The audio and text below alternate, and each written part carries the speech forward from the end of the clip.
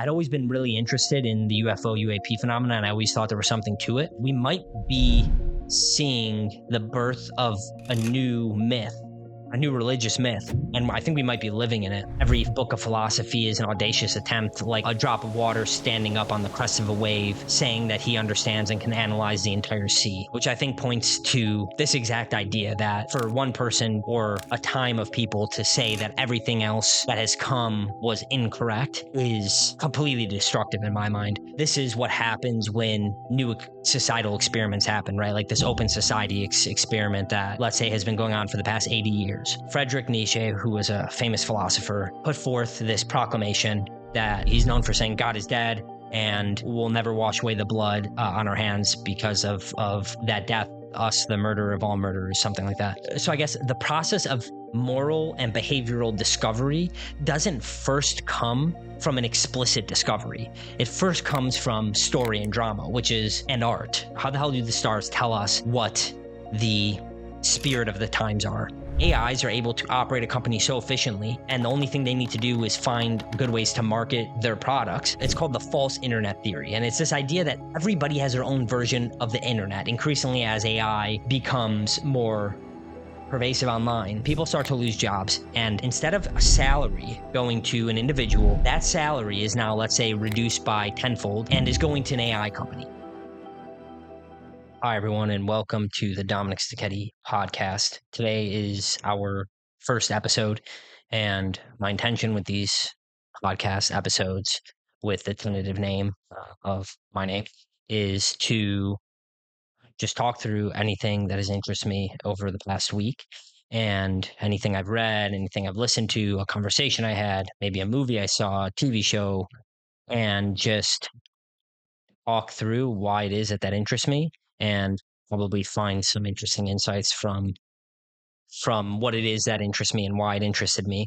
And in doing so, I hope to discover seeds of ideas that I use in my writing on the Frontier letter. And I hope that it is in some way interesting to you. And I hope to form a dialogue between myself and you in the comments. And in the future, should these serve as interesting to you, I plan to live stream these so that I could read some comments and answer questions, maybe, or just kind of go off of feedback. I used to do this kind of format in the TikTok live stream, which I found to be quite fun and interesting, and I think it helped me develop my ideas. So I primarily like to think in two primary ways, which I think are the ways people think, and that is writing and speaking. I write on my Substack, the Frontier Letter, which I will leave the link in the description below, and speaking helps me iterate on my thoughts as well. So I think this is a nice addition to the newsletter that I'm writing, and it could help me either find seeds of ideas, or as I talk through and think through ideas, it could help me iterate on my thoughts and formulate my thinking in a higher resolution way. So this is the first episode. I'm curious to see how this evolves, but I think this is a great place to start. I would like to interview people on this eventually, but I'm going to start where I can and work my way up and see where this takes me. So welcome to episode 1. I'm excited to have you here. And please, if this is something you do enjoy, signal that to me by liking the video. And if it's something that you continue like to do, and subscribe. So I'm just going to start by talking through anything I came across through the week, like I said, that interested me. So yeah, that's where we'll start. The first thing I wanted to talk through was a great piece I came across called American Strong Gods. And this was on the Substack by the name of The Upheaval. Now, this is a very in-depth piece. It was a long, very interesting read, though. Highly recommend checking it out. I will always leave the link to the articles and videos that I discuss in the description. So if you want to go give it a read, feel free. But essentially, it would be hard to state the exact thesis of the piece, but I'm going to try. So the argument is something along the lines of the new the Trump era presidency is more than a American revolution, and it's more of it's less of American it's less of an American revolution and more of a change in an era of operating. And the argument is that the end of we're seeing the end of the 20th century. And you might ask yourself, well, we've already ended the date time frame of the 20th century, but piece essentially states that the spirit of an era, so the collective personality of an era, persists longer than just in between certain time frames that are denoted just merely on the pure definition. And the time frame of the 19th century, which was given the name the long 19th century, he argues lasted from, or is argued in a book that he points to, lasted from French Revolution to about the World War II, and then from 1945 until now, so 80 years, was sort of the spirit of the 20th century. And the argument is that we're coming to an end of that 20th century spirit, and that collective personality that existed in the 20th century was something approximating a complete open, I think it was, he refers to it as the open society collective. And the idea is that, yeah, here I have some sort of quotes written down or paraphrases, but yeah, the idea is that post World War II, this idea of the nuclear family, the more traditional structure, the traditional family, was seen as a microcosm of a larger issue that was born from World War II, in that the idea of these traditional structures, closed border, nationalism, nationalist type countries and personalities and perspectives, led to an evil, a tyrannical evil, and war hungry collective that similar to that we saw with Hitler and the Germans in World War II. So there was this move towards an open society. And what that did is essentially it was this idea of breaking down the borders of countries. But we also saw this pervade a lot of thought, and I mean, we refer to this as many things, right? Wokeism now, political correctness. And it was this idea that outside of spending and helping within the American border, we provided those funds elsewhere and we provided that help elsewhere. And the idea is that that era seems to be coming to an end. And there's actually a quote that I wanted to point to in the piece here, that I think summarizes this quite well. So this is a paraphrase, but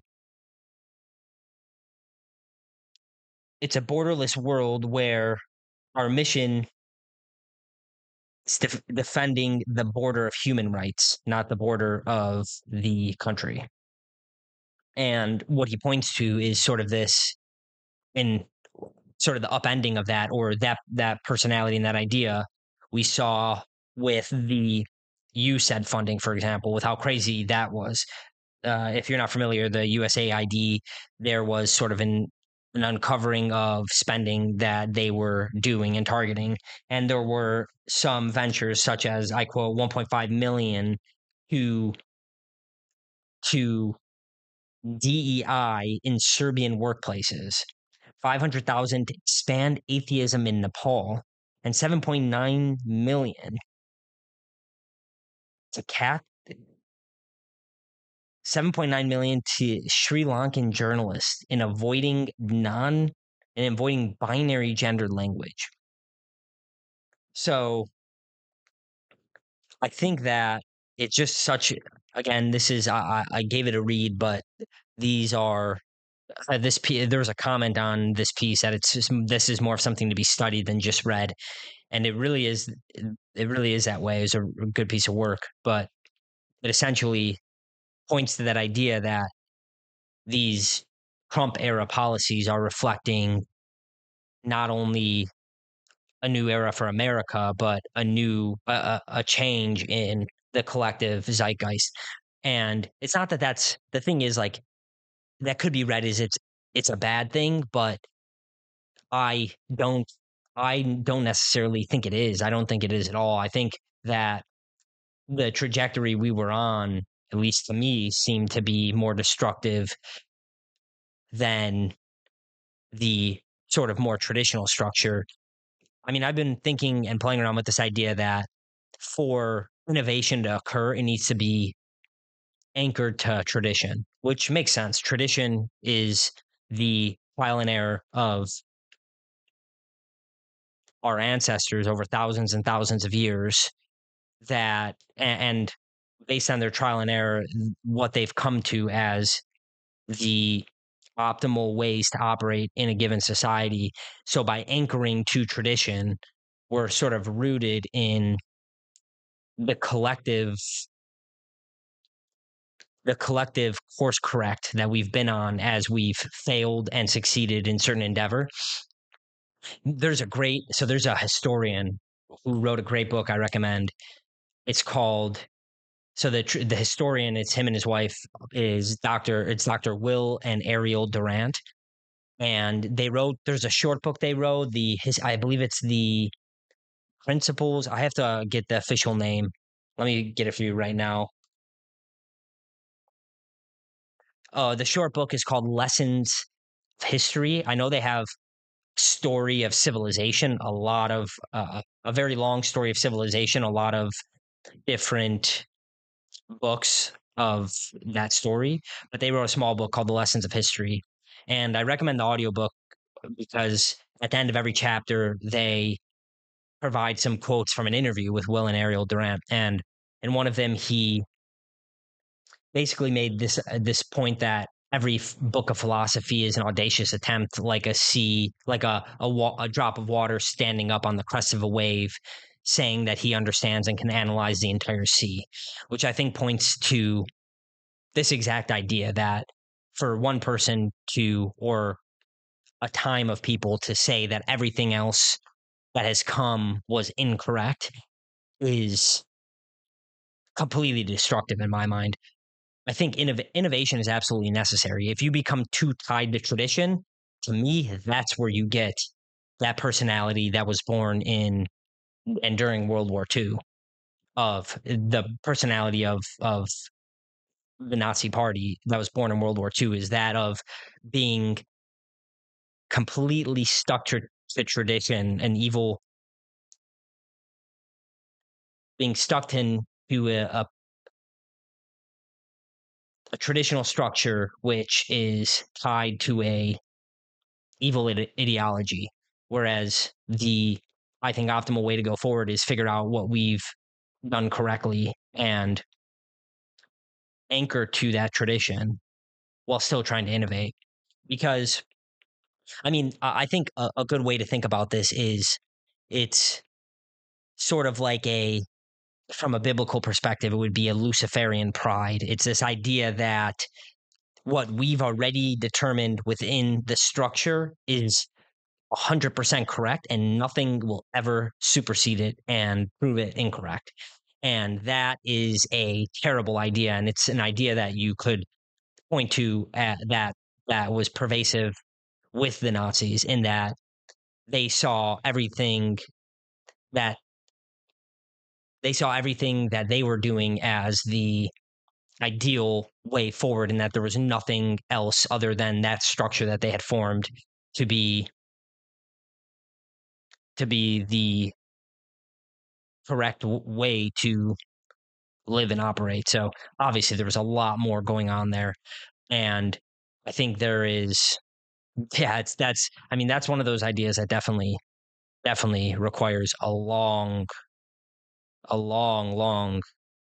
thinking and a long written and spoken exploration that does exist. I actually just started listening to The Rise and Fall of the Third Reich to sort of expand my understanding of the history of World War II and the how that came to be, because I think back to this piece, American Strong Gods, I think that it's true that we are coming to an end of an era.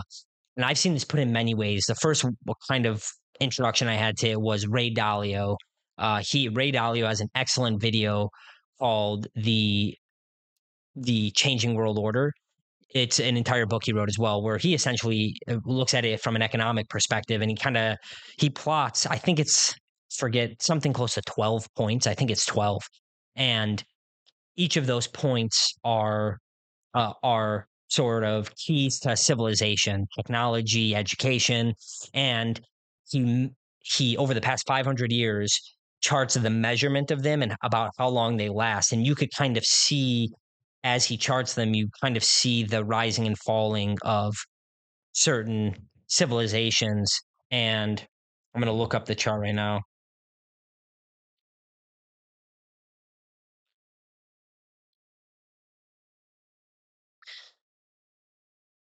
Yeah, and the idea is, yeah, I'm looking at it here. So you could kind of see over the past. Yeah, right. So it's education, trade, innovation, and technology, competitiveness, financial center, output, military, and reserve state. And you could see he sort of plots this across major civilizations or major world powers over the course of the past 500 years. And there's a clear roughly 80 to 120 years for each country. So that was the first time I was sort of introduced to this end of an era idea.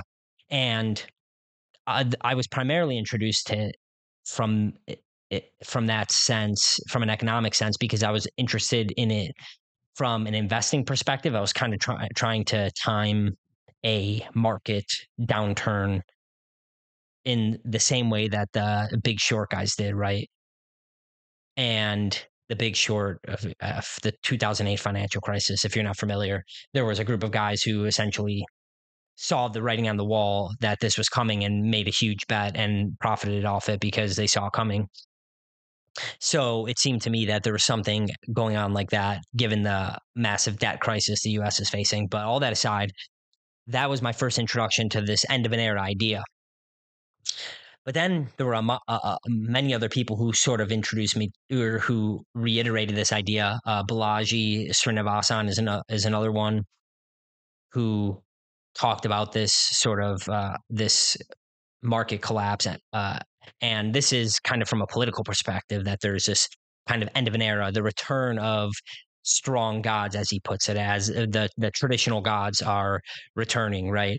And I think that the thing is, like, I think this is what happens when new societal experiments happen, right? Like this open society experiment that, let's say, has been going on for the past 80 years.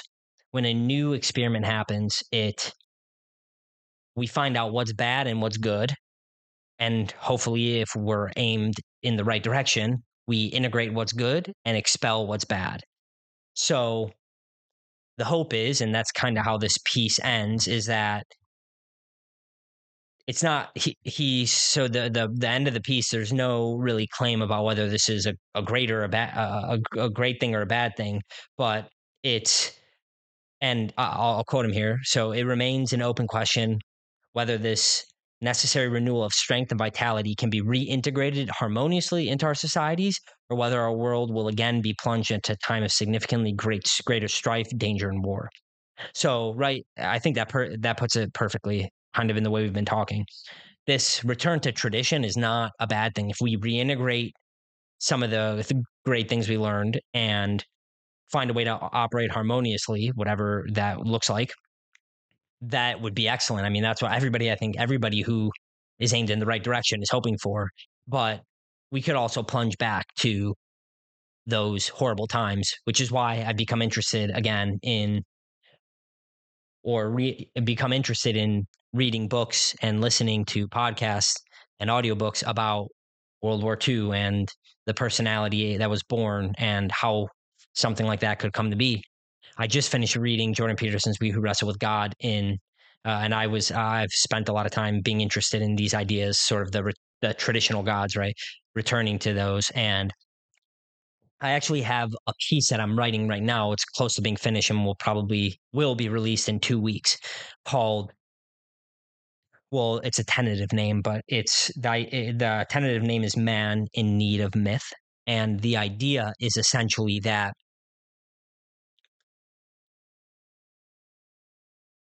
Friedrich Nietzsche, who was a famous philosopher, one of the most famous philosophers of our time, at least, put forth this proclamation that he said God is dead. Right? That's what he's famous. He's known for saying God is dead, and we'll never wash away the blood on our hands because of that death. Us, the murderer of all murderers, something like that.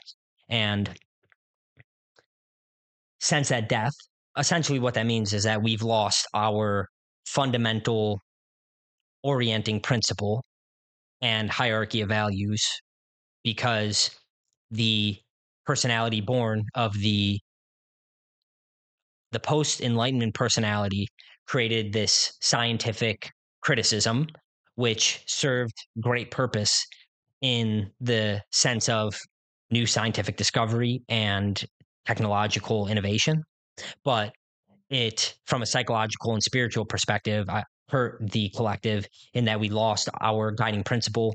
And Nietzsche basically made a proclamation that would go two ways: adoption of totalitarian doctrine and a descent to complete nihilism, a hedonistic nihilism, kind of the George Orwell 1984 or the Aldous Huxley. I haven't actually read Brave New World, but that's sort of what's pointed to with the hedonism. Infinite Jest as well. I haven't read that either, but I know I've seen that pointed to as this fall into a hedonistic, nihilistic personality. So to me, I see three solutions happening, and this kind of ties into this end of an era. And those three solutions are one that Nietzsche put forth, which is an explicit creation of our value structure. Now, I don't actually think that's possible, and that's through reading Jung. And I think that the issue with trying to put together a explicit value structure is that, well, here's a good example. We do things that we don't like about ourselves all the time. So who's to say that we can just write down principles of how we should act and then obey those principles? In fact, I would argue I use an example in the piece of this overindulgent nature I had in me. If there was a point in my life where if anytime there was a meal in front of me, I would just clean the plate. If there was 15 burgers in front of me, I would just have a hard time I would have a hard time stopping myself from eating. I just loved overindulging. Probably one of the biggest problems was just being a glutton. I had this impulse to constantly overindulge. And it wasn't until I did a lot of inner work and sort of had this unconscious I sort of had this revelation in my unconscious as to what the impulse was coming from, which for me happened to be impulse tied to a this impulse was tied to a attempt to mute authentic expression out of fear, something like that. I'm not articulating that as well as I could be. But the idea there is that I mean, I had reminders set up in my phone. I would constantly tell myself, just stop, just stop. I sometimes would have the thought in my head and I would hear sort of the conscience, and I'd hear myself saying to myself, hey, you're not hungry. Why are you still eating? Why are you still spooning the peanut butter jar? And the idea is that just because we explicitly define a value structure, one, it's not even clear that we could actually obey the rules that we just explicitly set out for ourselves. In fact, I would argue it's the opposite. People do things that they don't want to do all the time. They'll do them and then think to themselves, why the fuck did I just do that? Why did I say that? Right? It's not easy to just tell yourself to do something and then magically start doing it. That's one problem. I think the second problem is it's hard. Okay, so I guess the process of moral and behavioral discovery doesn't first come from an explicit discovery. It first comes from story and drama, which is and art. Story, drama, and art are ways that we uncover interesting modes of being in the human experience before we explicitly start defining those interesting modes of being. So, with that being said, I don't think that option one is possible for those two reasons. So then we go on to option two. Option two is the readoption of traditional structures, traditional gods. So this is like a return to Christianity, a return to Islam, a return to Judaism, our traditional structures. I think this is a better solution than one. The problem is that the problem is the integration of newness, sort of what I pointed to earlier. These religions notoriously have difficulty integrating new ideas because they're so tied to the tradition. And I think in modern day, this is how I've always viewed sort of these religious structures is that they've been misappropriated and corrupted by institutions. The structures themselves and the ideas in the Bible and the texts of the religions themselves, I think are beautiful and point to very great ideas. And in fact, I've always taken this modular approach myself to sort of review these and use them as guides along your journey. But I think that we've seen that the institutions have taken it and, in a sense, kind of the institutions themselves have become corrupted and have become too intertwined with the narratives themselves. If you say that you adhere to a specific religion, you're tied to an institution. But in fact, I think that the teaching should be what's integrated into a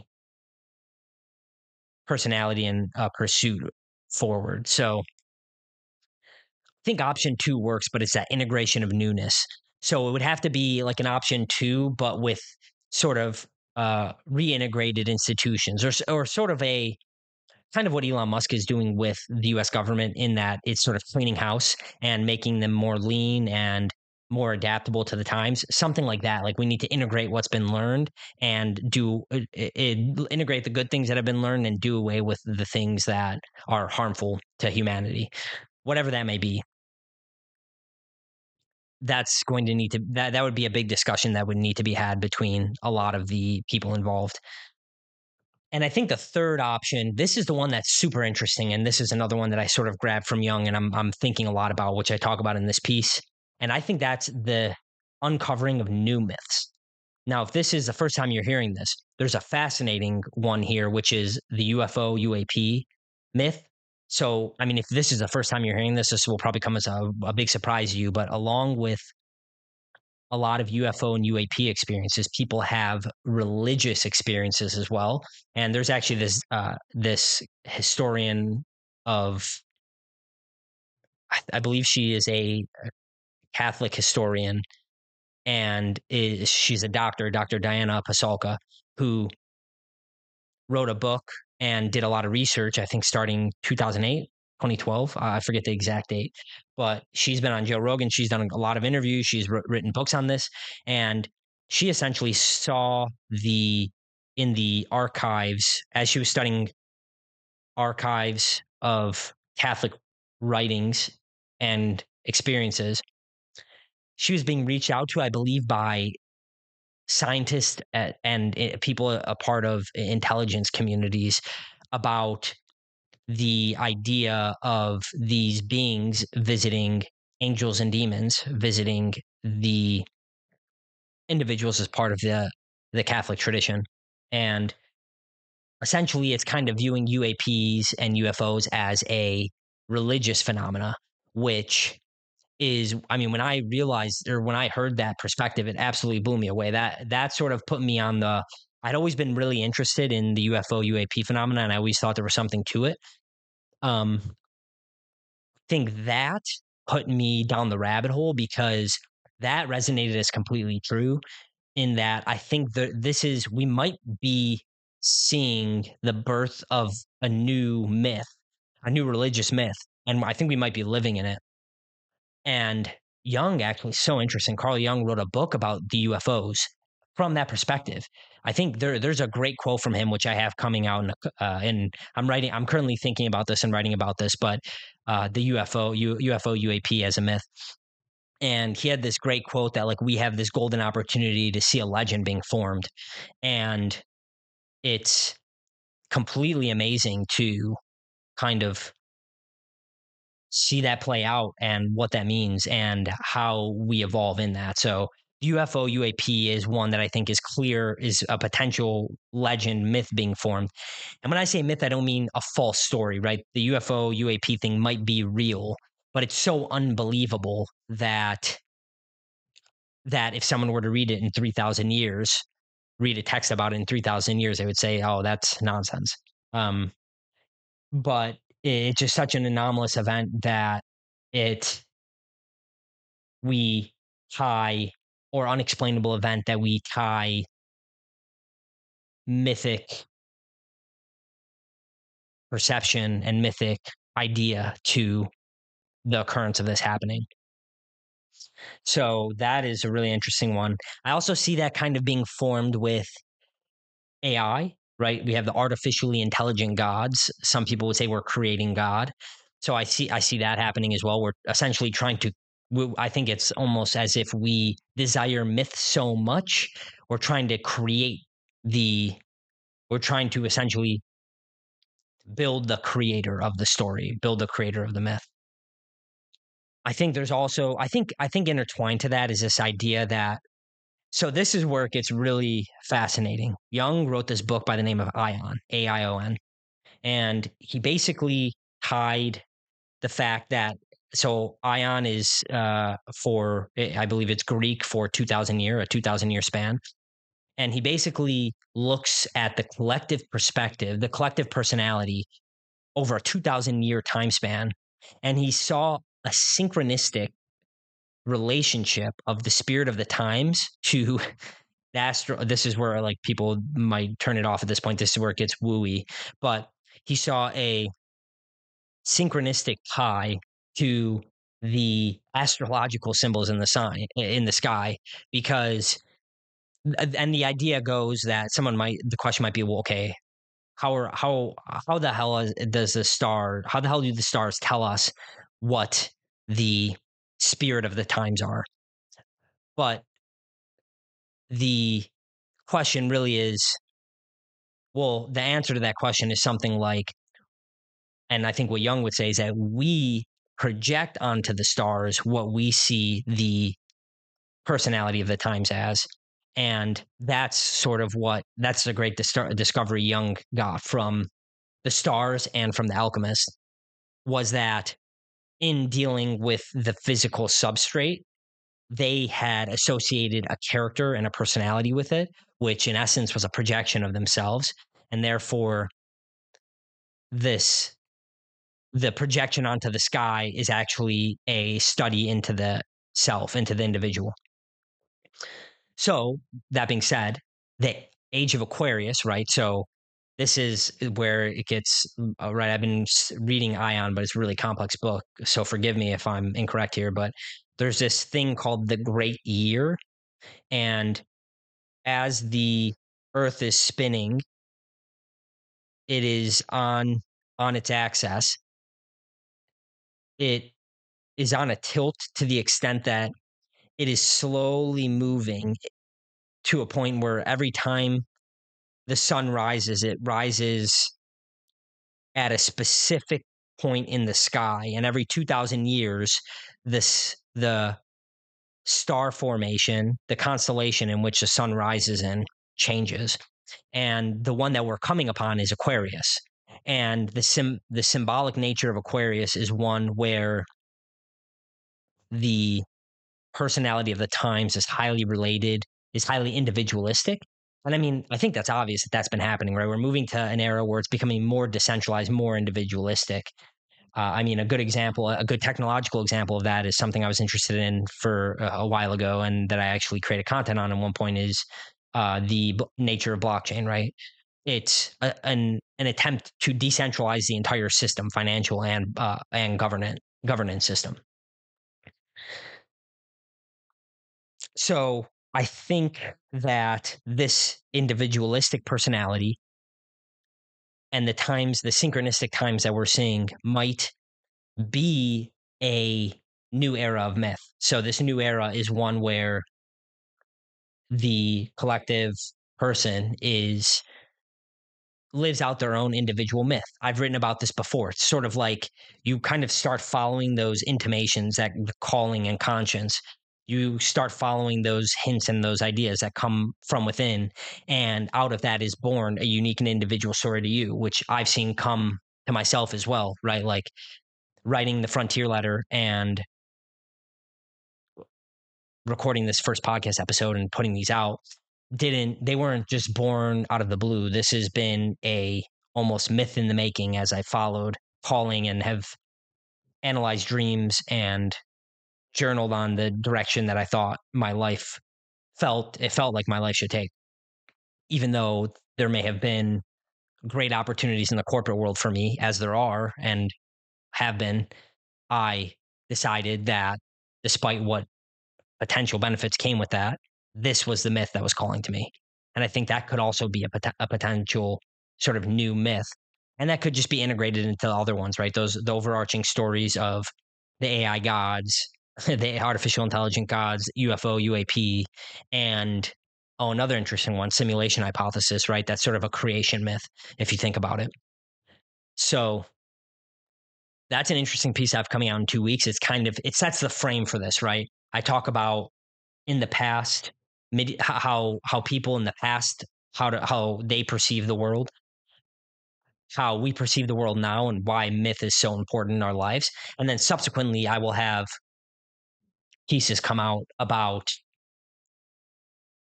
hints about each of those individual stories. So it's kind of like man in need of myth. I'm sort of setting the frame and kind of building that argument to see if it's true. Like, is it true that we're looking, or there might be new myths coming? And I think it is, but it's something I need to explore, right? I could be wrong. So yeah, check out the Frontier Letter and subscribe if that's something that's interesting to you.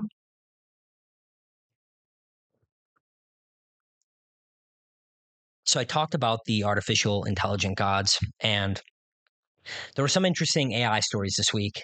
I think a really interesting one. So there's the piece AI or Die.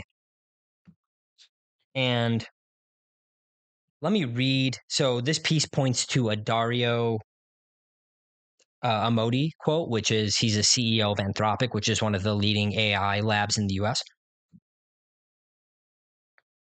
So let me just read. It's a long quote, but let me read it. I think it's important. I have in mind an AI model, likely similar to today's LLMs in form, though it might be based on a different architecture, might involve several interacting models, and might be trained differently with the following properties. In terms of pure intelligence, it is smarter than a Nobel Prize winner across most relevant fields: biology, programming, math, engineering, writing, etc. This means it can prove unsolved mathematical theorems, write extremely good novels, write difficult code bases from scratch, etc. In addition to just being a smart thing you talk to, it has all the interfaces available to a human working virtually, including text, audio, video, mouse, and keyboard control, and internet access. It can engage in any actions, communications, or remote operations enabled by this interface, including taking actions on the internet, taking or giving directions to humans, ordering materials, directing experiments, watching videos, making videos, and so on. It does all of these tasks with a skill exceeding that of most capable humans in the world. It does not just passively answer questions. Instead, it can be given tasks that take hours, days, or weeks to complete and then go off and does that task autonomously in the way a smart employee would, asking for clarification as necessary. The resources used to train the model can be repurposed to run millions of instances of it. And the model can absorb information and generate actions at roughly 10 to 100 times human speed. It may, however, be limited by the response time of the physical world or of software it interacts with. Each of these millions of copies can act independently on unrelated tasks, or if needed, can all work together in the same way humans would collaborate, perhaps with different subpopulations fine-tuned to be especially good at particular tasks. We could summarize this as a country of geniuses in a data center. Country of geniuses in a data center.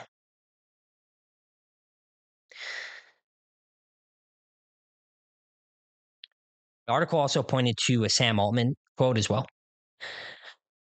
That this is a short one, just that he posted on X when they released one of their first AI agents called Deep Research.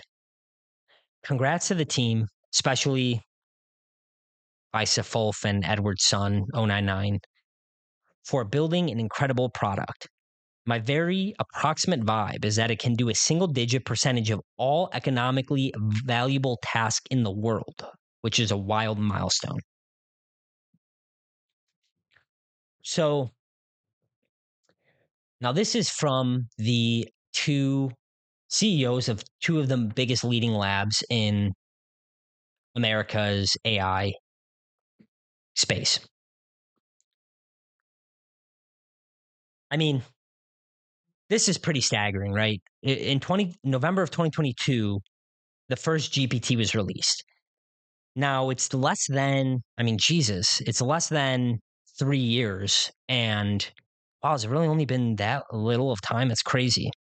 And we're already seeing these models extremely capable. If you've used any of the thinking models, you've used OpenAI o1, o3, Grok, XAI's most recent release. I haven't actually used it yet, but on the benchmarks, it's ranked super high. I mean, these models are unbelievable already. It's just a matter of integrating them into an interface, which makes them capable of doing and replacing work that we do, which is both a anxiety-inducing thought, but also an optimistic one. And I mean, I've explained why that is in the past. I've written about why that is in the past. But I do think that this could be a potentially great future in that some of the mundane work that is done would be great to be automated to the extent that the people who lose those jobs are compensated and are compensated and new jobs open for us to find. Now, I've talked about this in the past. My take on this is that I do think new jobs will come, and I think they might be something approximating jobs like this, podcasting, blogging. I think there'll be I think that market will expand, right? There'll be jobs that emphasize human connection. And I also ideated this last week. I was talking through this as well. The idea goes something like this. Let's say we get to a point where we truly have AGI, artificial general intelligence, that is so intelligent, it could run its own company. Now imagine all companies are run by AIs. And so those AIs are, okay, well, let's walk through it, right? People start to lose jobs. This is how it would happen. People start to lose jobs. And instead of a salary going to an individual, that salary is now, let's say, reduced by tenfold and is going to an AI company. So, how I see it from a monetary distribution perspective, it makes sense for every time an artificial intelligence takes the job of an individual, that money, instead of going to the AI company, goes to a pool, which is then distributed to everybody who signed up with a crypto wallet to this pool, so that the government doesn't get in the way. I think everybody agrees, or I hope most people would agree, at least I think that I should say, I wouldn't want the government in the middle of this. I'd rather just have a cryptographically verifiable system that everybody could look at and has very minimal code, so it can't be exploited, which distributes crypto, let's just say distributes money to anybody signed up, which would be everybody in the US, every time an AI company generates revenue from a agent who replaced a human, or just any agent really working at in a human's role. It gets dicey. I think there would be a lot of conversations that need to be had. There would be a lot of intricacies to work out in how this actually works. So that would cover us from a monetary perspective.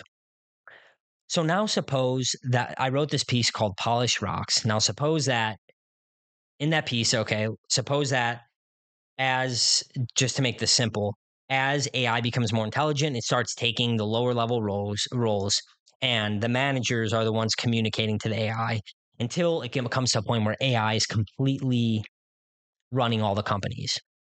So it's AI running companies, building products for humans. No human works for a company. So what does money look like? Well, there's still products built for humans in a human market. So humans would need capital to distribute to these companies.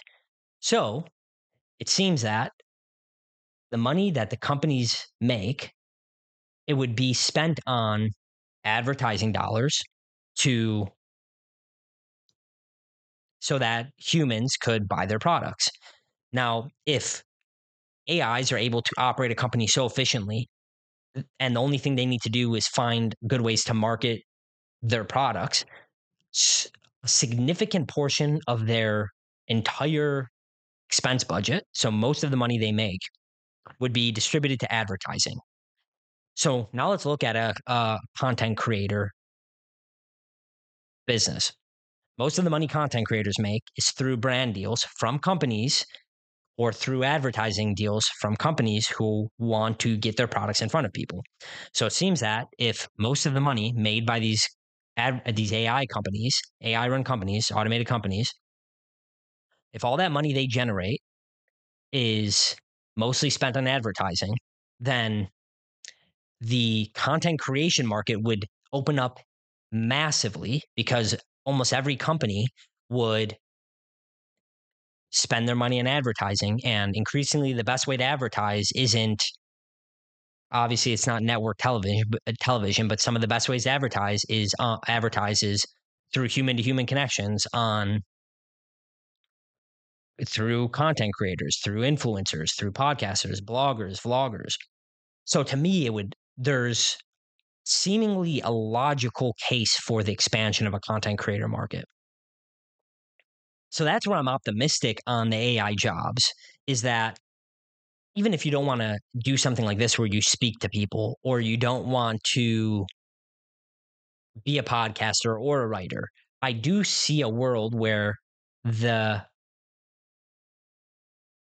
a majority of the market has to do with human connection, and even if it's not jobs that we could conceptualize right now, maybe it has nothing to do with creating content and advertising.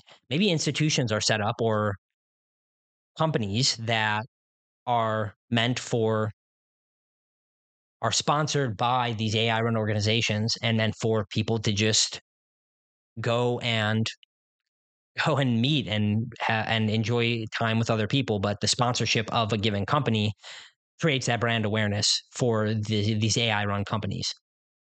So it's super hard to speculate on what emerges from these markets, but I do see something approximating a expansion of content creator markets.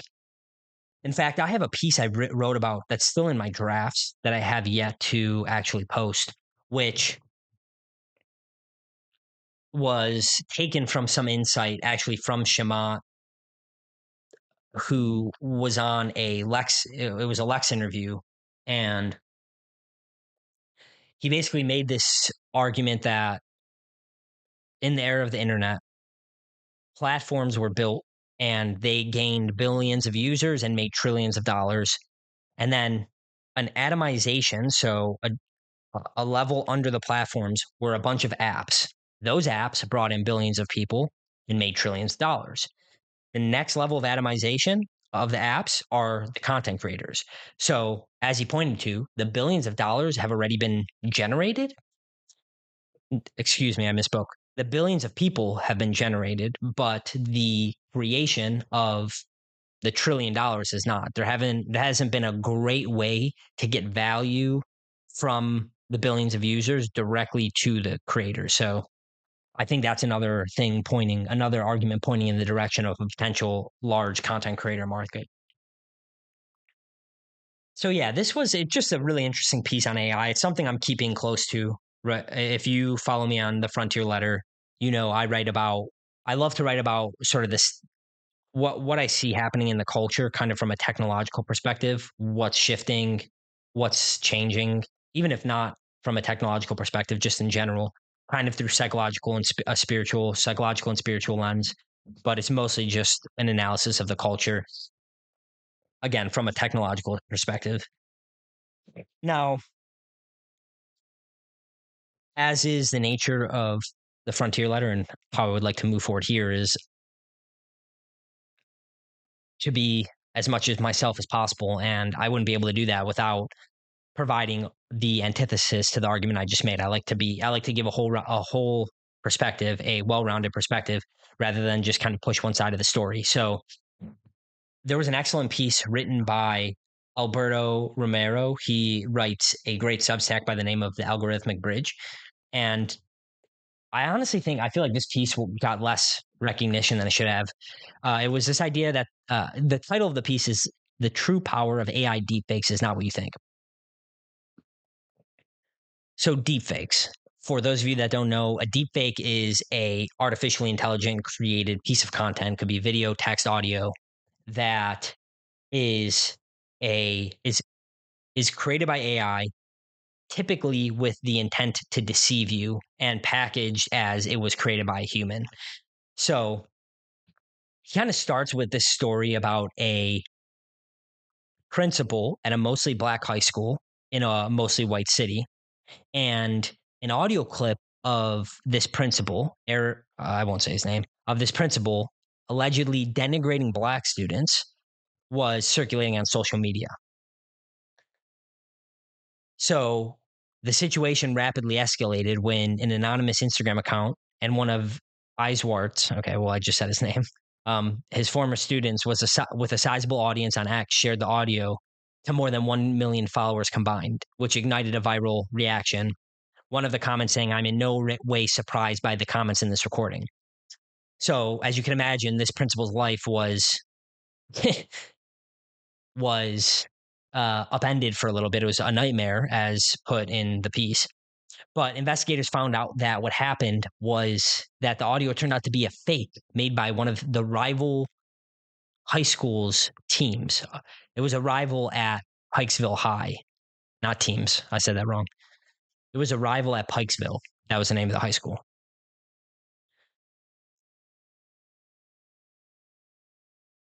So he then kind of goes on to point to some good and bad deepfakes. So I'm going to actually play a video of a really good deepfake he points to here, just to kind of show you where these video deepfakes have gone. So what you're about to see, the top half of this video is Adam Scott from Severance. I think it's actually the opening scene of the new season, which, by the way, if you haven't seen Severance, that is an amazing show.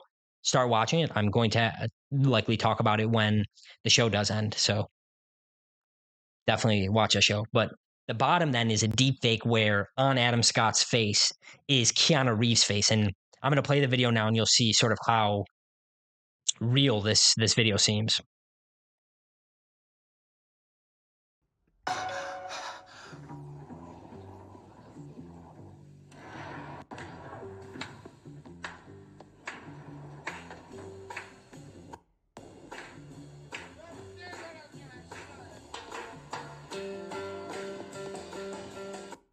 Right. Okay. The video makes it seem like John Wick made it to the severed floor. So like it's really convincing. There's another good one he points to. You could read the article. The link will be in the description about Tom Cruise.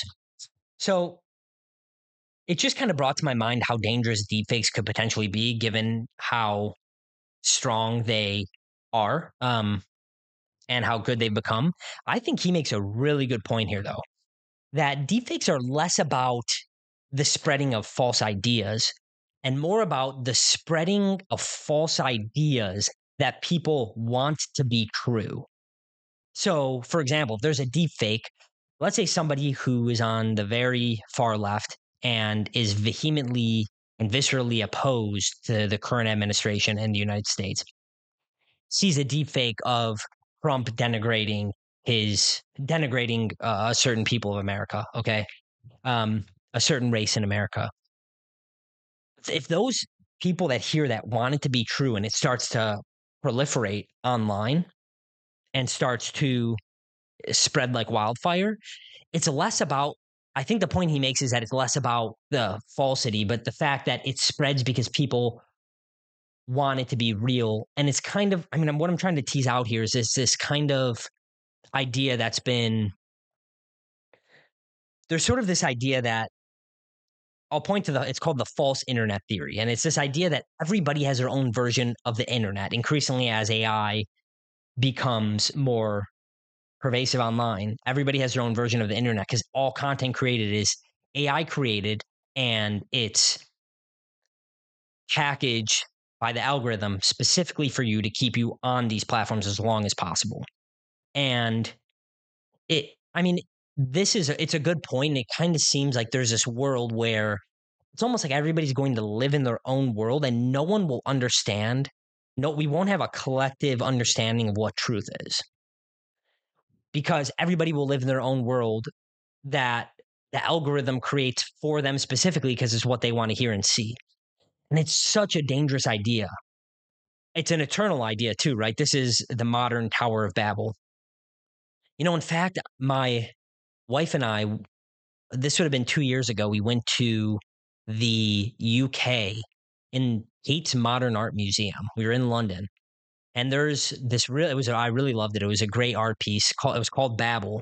It was like a modern Babel where it was a bunch of different radio versions of a radio transmitter stacked in sort of the Tower of Babel. And I mean, of course, the message is kind of clear in the art piece, but it's a nice art piece. I definitely recommend taking a look. And I really think that, especially with AI, the risk of complete loss and insanity of society is so much higher. And that's kind of that's the thing that I'm more worried about. I'm more worried about that than a Terminator version of the future, right?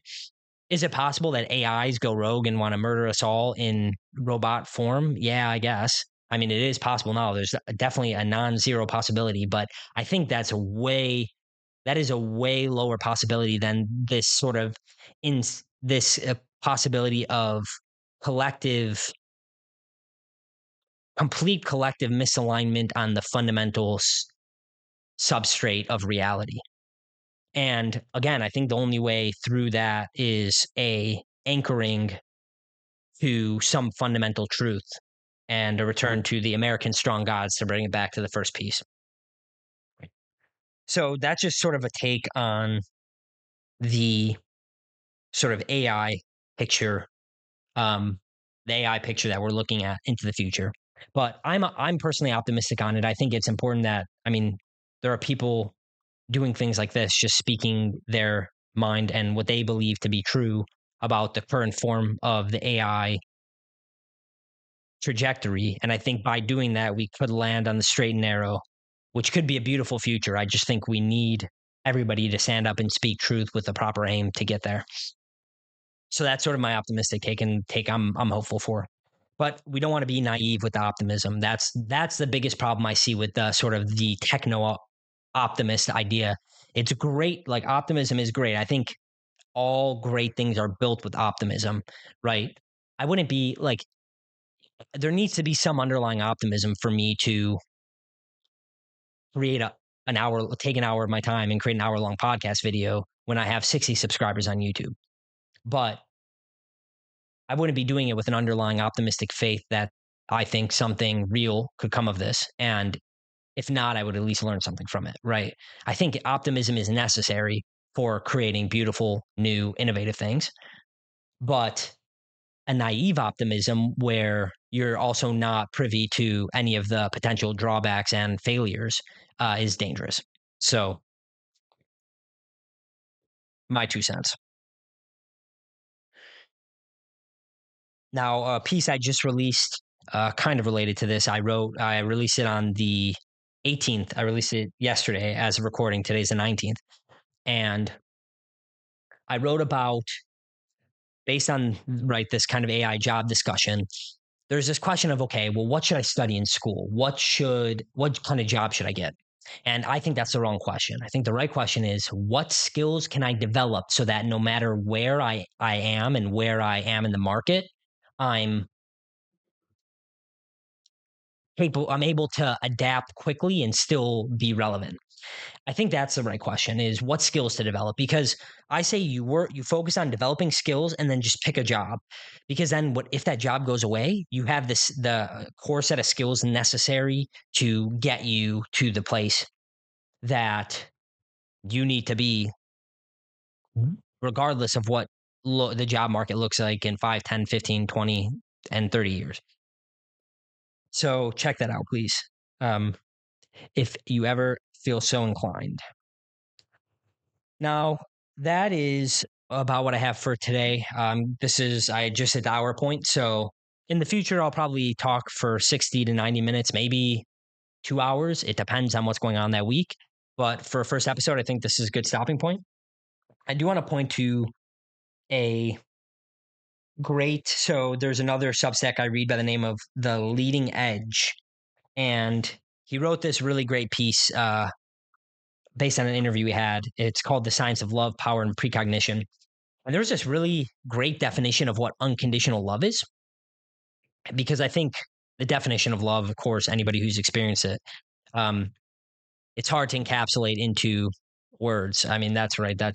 I think that's a timeless description of love, right? It's really hard to put into words. So I found this great quote. There's this great quote from one of this doctor that he interviewed, an expert on the science of love and time. And it's a quote of unconditional love. And I think this like encapsulates sort of the way I really think unconditional love should be given to, or should be a way that we feel towards other people, or that we wish upon other people. Even, right, there's this idea of wishing love upon your enemies. I think this is like this is a great quote that encapsulates it. So I'm just going to read it here. Unconditional love is the heartfelt, benevolent desire that everyone and everything, ourselves and others, and all that exists in this universe, reaches their greatest possible fulfillment, whatever that may be. This love is freely given with no consideration of merit, with no strings attached, with no expectation of return. And it is a love that motivates supportive action in the one who loves. And I just think that was a great quote for the idea of unconditional love. It's basically a desire that somebody fulfills their greatest purpose. The best parts of that person fulfills the greatest thing that they can in that lifetime. And I think that's great because it's unique to each individual person. And I think that's something that everybody wants for themselves. So it should be something that everybody wants for people, everybody else. So I thought that'd be a great way to end episode 1. So I guess I'll find out if it was, but it felt like it was to me. So I'm happy I did it. Well, hey, everyone, I appreciate you watching, and I hope you enjoyed. There are going to be more of these to come. Feel free to provide any feedback in the comments below. And yeah, this was a good time for me. Hopefully it was for you. All right. Well, hey, until next time, everyone, take care of yourself. All right. See ya.